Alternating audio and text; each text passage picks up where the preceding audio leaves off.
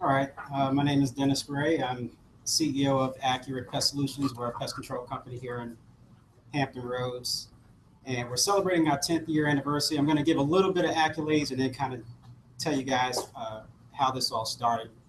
Um, to date, we've serviced over 40,000 service calls. We currently have 12 local government contracts, and we have gross since inception a little bit over $2 million. Um, where it all started is I actually was working for FedEx. I worked for FedEx for 10 years. And I had a conversation with my senior manager. And I had talked to him and asked him, what do I need to do to become a senior manager? And he basically looked at me and said, your options of being a senior manager in this particular company are going to be very slim. If you look in the particular area where we worked at, there were four senior managers. Most of them had been there for many, many years. And that was just a slot that many people weren't going to give up. And that being said, is I knew that I didn't want to be in corporate America at that time. And I'll actually backtrack just a little bit to tell you how I got in corporate America. In college, I was going to school for biology, wanted to become a pre-med and become a doctor. Um, and essentially, what happened was I just didn't have the money to go to med school. So I wanted to work for a little while, and the goal was to get back into school, which never happened. I did work for FedEx for 10 years. That particular money was really, really good. And at that particular time, I said, well, if I don't go to be a doctor, then maybe I can move up the ranks in FedEx. When I had that conversation with my manager, I knew that something had to change. If I'm going to put in 20, 30, 40 years in this company and I've already reached the plateau, it doesn't look good for me. So I decided to take the money that I had in retirement. I was going to pay a penalty on it because I'm not 65, but I took that money out and I started a business, a Christian bookstore in New Jersey. And for the first 3 years, we did really, really well. And unfortunately, our fourth year, we got a new mayor in town who wasn't very business friendly. And he kind of stopped a lot of traffic coming in our town. We had no parking meters out front, and he installed parking meters that had a ridiculous rate. We had a train station across the street, and there was also a bus stop across the street, which a lot of our customers used to get to the businesses in the area. He stopped the train from coming into town. It had to stop the town before and after. And the same thing with the buses. They could no longer stop in the town. That year, I lost $80,000. Um, and I needed a job. So I happened to be sitting in my office. This was weeks before I was going to have to shut my doors. And there was a job opening for a pest control technician. And it was starting at 55,000. And I said, I have no experience in it, but I'll give it a shot. I started working as a pest control technician, and I actually fell in love with it. One of the things that I really fell in love with, and the gentleman earlier talked about giving and having a why, is when a pest control technician is going into someone's home and they alleviate that problem, whether it's ants, spiders, mice, whatever the case may be, you leave that homeowner or resident with a better quality of life.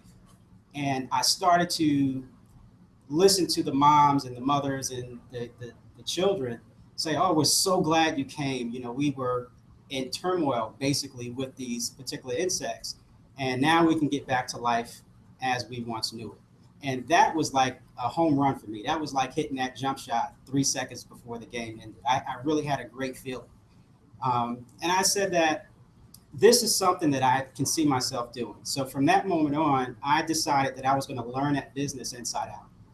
I sat with the owner almost every day before work and after work and just asked a million questions, just wrote everything down. I worked for the company for a few years, and then I actually asked him if I could move it to different departments because I wanted to learn how every aspect of that company ran. And in my going into my fourth year with that particular company, I had gotten married, and my wife wanted to move to Virginia. Her family's from here, so she wanted to be closer to her family. So I decided to take that leap. And as I look back at it now, it must have been the craziest thing that either one of us could have ever done. We both moved to Virginia. We bought a house. I wasn't working, didn't have a job. She actually, we moved and bought the house, and she didn't have a job. And we enrolled my stepdaughter in private school. So, so we had to figure out how everything was going to get paid. And I decided that I was not going to take a job. I learned enough about pest control to start my own business, and that's what I decided to do. I too am a man of faith, and I prayed every day and just asked God to basically help and make this path easy for me. And 6 months into starting the business, and actually we moved to a town that's there's less than 7,000 people there, probably more people in my college than in this town. But I moved to Franklin, Virginia. And 6 months there, I have a white van, no logo, no uniforms, and I happen to be driving up the road and not paying attention. I'm kind of hitting the corner a little bit fast, and I almost ran into a gentleman. And he actually came to the driver's side window, he's yelling, and I said, "Oh, I'm so sorry, I didn't see you." And he asked me if I was in business. And I told him, yes, I'm in pest control. And he says, well, here, no harm, no foul, take my card. I'm actually the procurement director for the Housing Authority. And we actually have a pest control contract coming up. I'd like for you to bid on it. And if you have any questions, feel free to give me a call. 6 months in town without logos, without uniform, we actually had our first contract. And I knew at that point I had to kind of pick up the pace. So I got a logo design, uniforms, and basically hit the ground running. I was going door to door. It was guerrilla marketing at its best. There were many times where we really didn't know if the mortgage was going to get paid. There were many times when the school called and said, you're past due on your daughter's tuition. But I will say this, God has certainly been true, and he's always met those needs. He talked about having a why. And I actually started around the same time that another gentleman started a pest control business, and his why was money. He's no longer in business today. When money's your motivator and money isn't coming in, you'll give up. When something else is your why, my why was making sure that I can provide for my family. My why was making sure that I can give my stepdaughter the best education that we possibly can. And I can quit if money was my motivator, money wasn't coming in. I could not quit and tell my stepdaughter that we can no longer send you to private school. So I knew that I had to get out there and work from 7 to 7. I had to wear 20 hats and just about do every job there was out there. And it was it was an up and down roller coaster. And one of the things I'll also say is you want to enjoy the highs, but you don't want to lay in them too long. And you don't want to sit in the valleys as well. He also mentioned when you fall, you get back up. That's what we do. That's what you guys do. That's what all entrepreneurs do. When you fall, you get back up, you dust yourself off, and you basically keep going. You basically keep moving. That's one of the things that I promote throughout our company today is, all of our technicians now kind of think the way I think. They have that passion for creating just a better quality of life for all of our customers. And we're not a respecter of persons. We can literally be in a low-income property at 8 a.m. where residents barely have food in the refrigerator. And by 3:30 that afternoon, we can be in a $5 million home. And we treat both clients the same way. We want to make sure that we eliminate the pest issue. That's what we're there for. And he mentioned earlier, if you are following your why, the money will come. There was a long time where we didn't do all the extra essentials. We didn't go on a lot of movie dates, and newly married couple. A lot of the stuff we didn't do. And at the same time of building that business, I was going through a tumultuous marriage. My wife hit a switch going into the second year of marriage. She kind of no longer wanted to be married, and she kind of no longer wanted me in the house that I was helping pay for. So basically, she manipulated me out of the house. Um, and I didn't have money to get an apartment at that time. I was paying rent on the office. I was paying for the mortgage. I was sending my stepdaughter to private school. So for just a little over 6 months, I was technically homeless. I lived in my office, which was probably a jail cell was probably bigger than my office. My office at that time was probably 6 by 6, and I took bird baths every morning in the community bathroom. Um, it got to the point where the manager of the building, because we had cameras throughout the building, the manager of the building actually came to me one day and said, "Can I talk to you?" And he says, "Well, someone might have mentioned that you're staying here pretty late, getting here pretty early. We just want to make sure that you're not living in the building." And, "Oh, no, I'm not living in the building." Um, but that's what I had to do to make it happen. And during that time, I still got up very, very early. I still stayed out all day acquiring new customers, calling them and thanking them and calling them back and asking them if they enjoyed the service. And I had to have a smile on my face every single day that I got out, despite my situation. Um, but we're not at that point now. I mean, it went on for quite a while. That went on for the living in my office was probably about 6 to 8 months, and then just not knowing if we were going to be able to meet financial needs probably went on for almost about 4 to 5 years initially. But then there was a shift. I kept grinding. I operated the business with integrity. I operated the business with the intent to make sure that we were going to do what we were paid to do for each and every customer. And before you know it, it just started to continue to grow. We started to win contract after contract. And I aligned myself with people who were smarter than me. And that's one thing that I'll suggest to you guys. Don't try to master everything. Um, Align yourself with people who are much, much smarter than you, and never stop learning. My library at home is probably larger than my music collection. I'm constantly reading, constantly learning, and constantly evolving, elevating, and growing. And you want to also align yourself with strategic partners, people that can help your business grow. And the gentleman earlier mentioned ask for what you want. And unless you're asking for it, you're not going to get it. I ask everybody for what I want, need, or what I'm trying to find. The CEO of the company that I worked for previously didn't have to share all those things with me, but he chose to because I asked. When I got to Virginia, I found two successful pest control companies, and I asked these gentlemen if they would mentor me, and both of them said yes. And they've been my mentors from day one. I thank them for um, really just everything. Even the times that I didn't listen to them always, I thank them just for really staying with me and really helping me out. Um, and then I will say, with your why, when you guys are creating your why, make sure your why includes other people. They say that there's 3 levels of motivation. Money, the second level of motivation is for self gain, and the third motivation is what they call duty, is when you are doing it for other people. Um, my why, and your why may change. My why then was sending my stepdaughter to private school, it was providing for my family.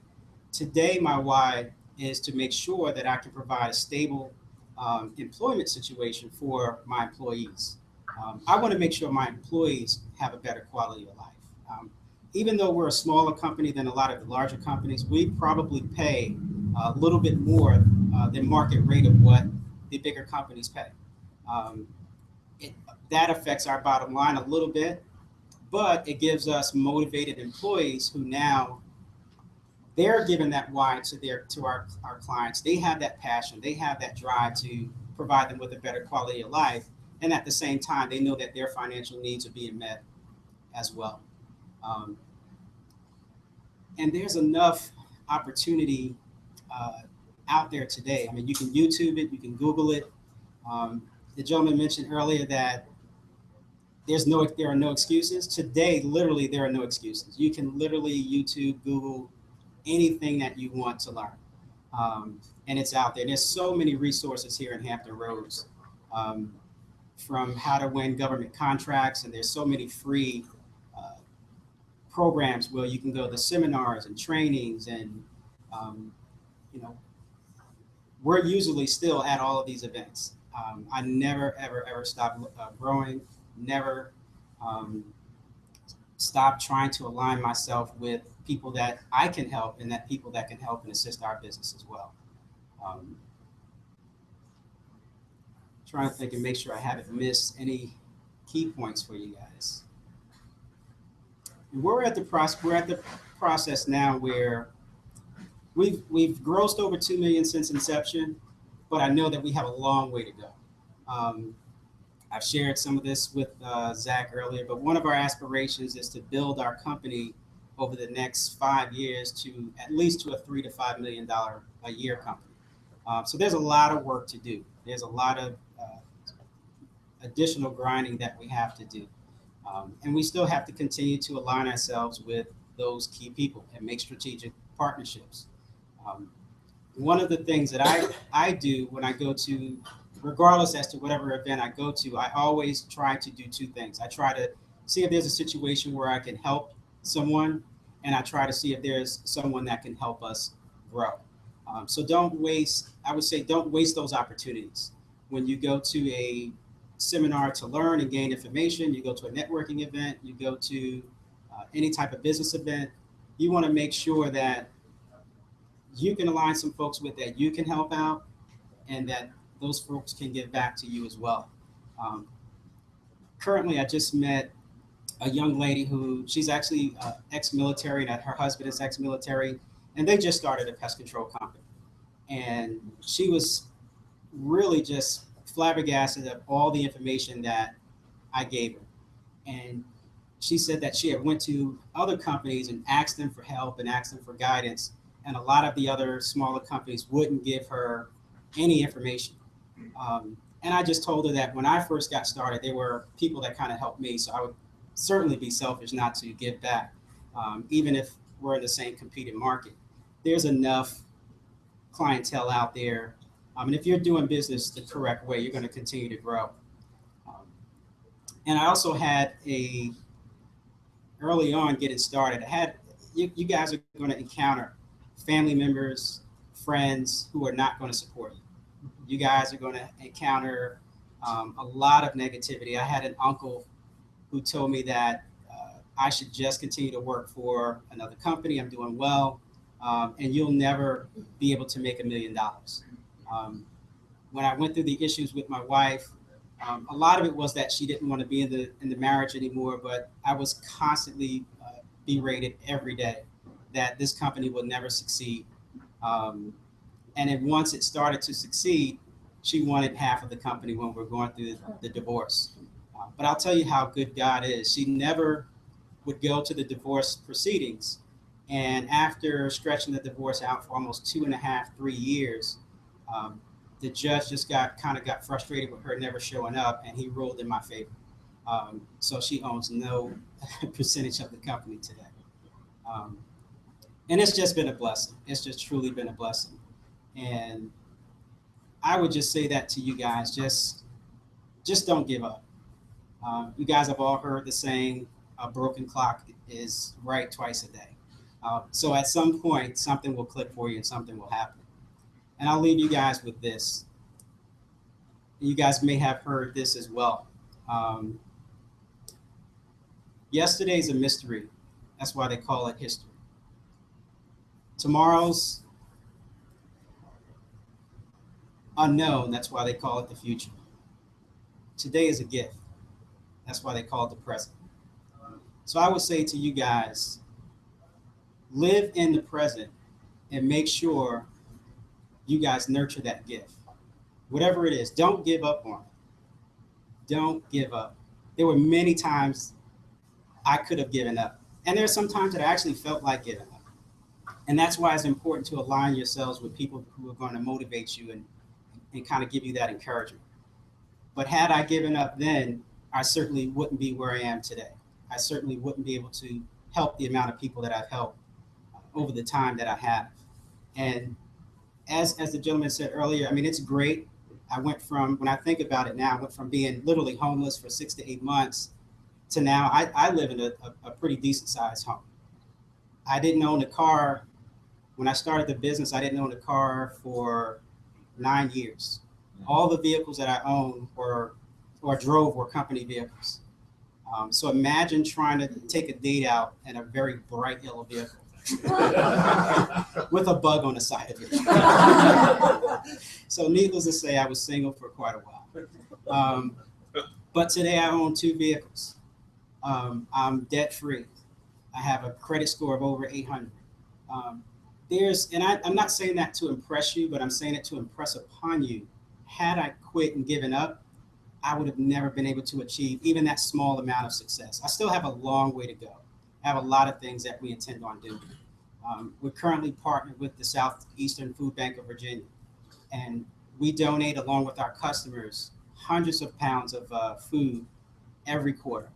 We're partnered with the Habitat for Humanity, so we go out and we help build homes for the less fortunate.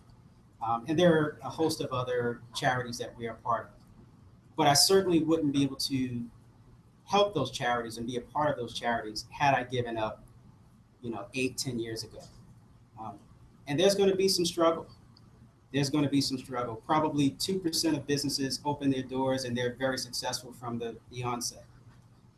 The other 98% have to work hard and grind and get dirty and go through those trials and tribulations. And I got started in an industry, pest control in Hampton Roads in this area. There's just about almost 4,000 pest control companies in this area. So imagine what I've been told by people when I first got started. Why are you going into an overpopulated industry?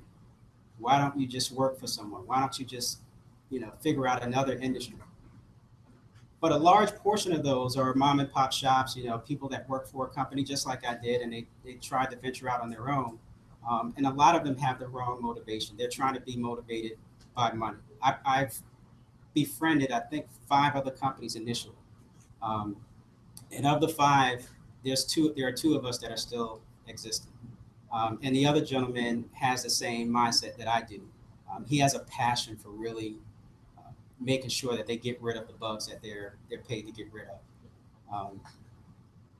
And he's not, I know this gentleman, he's certainly not motivated by money.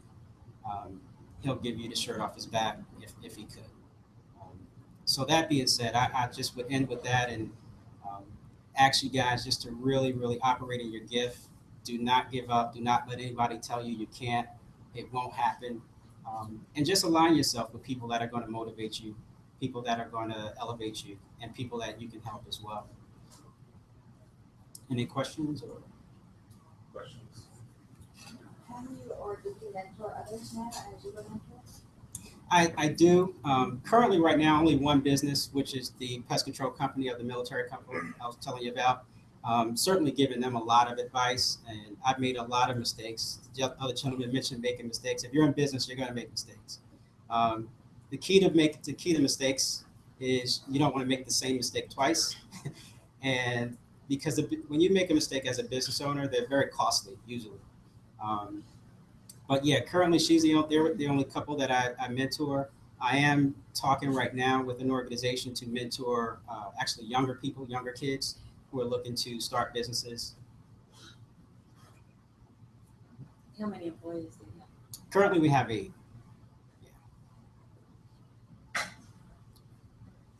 What was like you mentioned you came to an area that you weren't familiar with. What was your biggest challenge doing that, coming into an environment that you weren't accustomed to? Ironically, I don't see it as a challenge.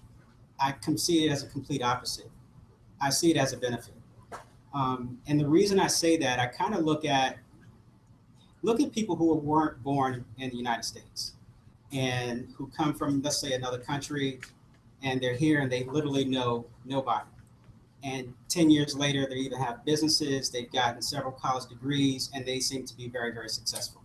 I think it's that kill or be killed mentality. For lack of a better phrase, when my wife at the time, when we moved from New Jersey to Virginia, there wasn't a second to waste.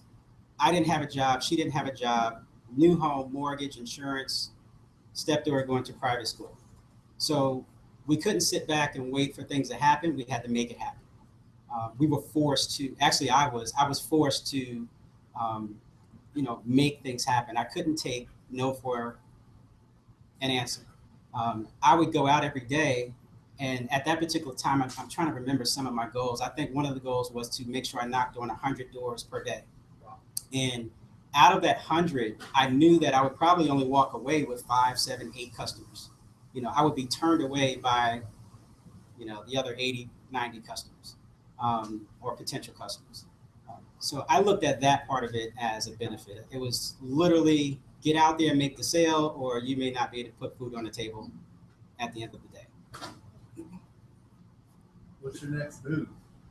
My next move. 200 doors a day.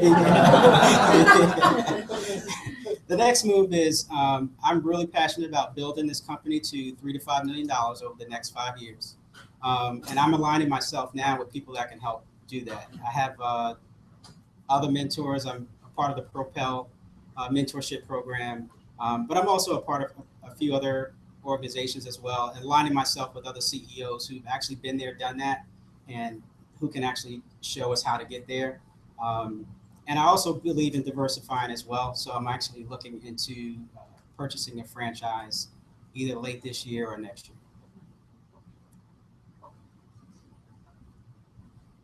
Anyone else? And I have actually 2 small door prizes. I know I know Zach asks this question a lot, so I'll give this to the first 2 people who can answer this. What is an entrepreneur? Someone's been watching the show. Hampton Roads Business Weekly, Sundays at 9 on ABC. Shameless plug. A go-getter, someone who does whatever it takes to make their dream come to fruition, nonstop. Like you said, get knocked down, life knocks you over, get back up, dust yourself off, and keep on going, keep following and doing everything it takes to make your dream a reality.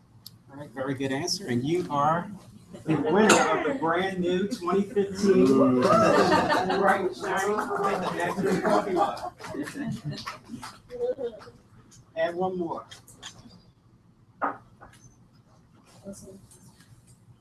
Same question. Same question. Wrong Okay.